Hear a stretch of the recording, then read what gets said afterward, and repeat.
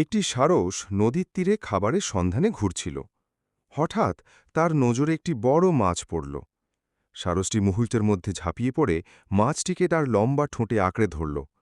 কিন্তু মাছটি বেশ বড় হওয়ায় তার গলায় আটকে গেল।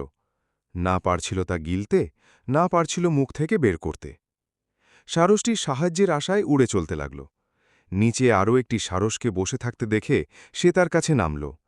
দ্বিতীয় সারসটি তার ঠোঁট দিয়ে মাছটি বের করে আনতে সাহায্য করল।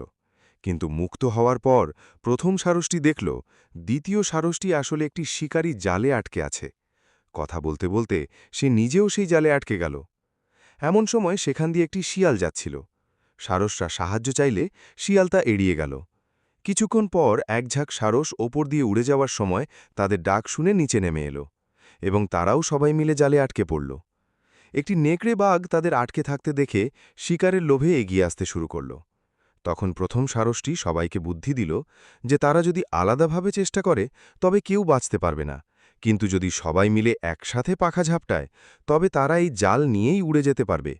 সবাই মিলে একসাথে চেষ্টা করতেই পুরো জালটি মাটি থেকে আলগা হয়ে গেল এবং তারা জাল সহ আকাশে উড়ে পালাল। কিছুদূর ওড়ার পর তারা একটি নদীর পাড়ে নামল, যেখানে একটি খরগোশ থাকত। খরগোশটি দড়ি কাটায় ছিল অত্যন্ত দক্ষ। সারসদের অনুরোধে খরগোশ তার ধারালো দাঁত দিয়ে জালটি কেটে দিল এবং সব সারস মুক্ত হয়ে গেল। সেদিন তারা শিখল যে একতাই বল এবং তাড়াহুড়ো বা অসতর্কতা সব সময় ক্ষতির কারণ হয়ে দাঁড়ায়।